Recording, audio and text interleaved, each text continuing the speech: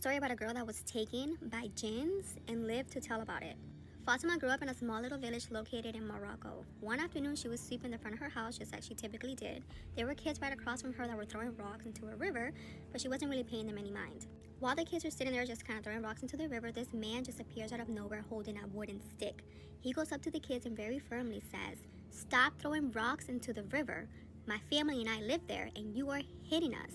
Then he goes and takes the wooden stick and plops it really firmly on the ground and says, "Anyone who crosses this stick or throws any rocks past this stick will regret it." The kids were terrified and, of course, did as he said.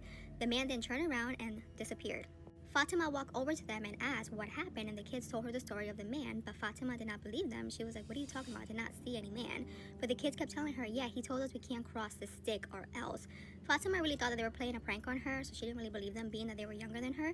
She went ahead and crossed the stick. The minute she took that first footstep across like where the wooden stick was, she disappeared into like thin air and was transported to a completely different realm. When she came to, she was in a world full of houses that were built of salt. Like it was like a salt city, standing right in front of a very angry family. They were all jinns.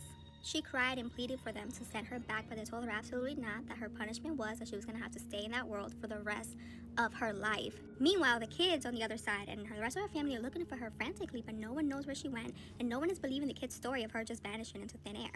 As Fatima is now sitting with this jinn family, they hand her a plate full of fish guts and bones and tell her to eat it. She very hesitantly goes to grab the plate, but before she does, she says out loud, "Bismillah, in the name of Allah." The minute she said that, she was quickly transported back to the normal world. She was right back in the same spot when she crossed over the stick, with her hand kind of reaching out, grabbing the plate. Her hand to this day stayed in that position, like her hand was completely, permanently just stuck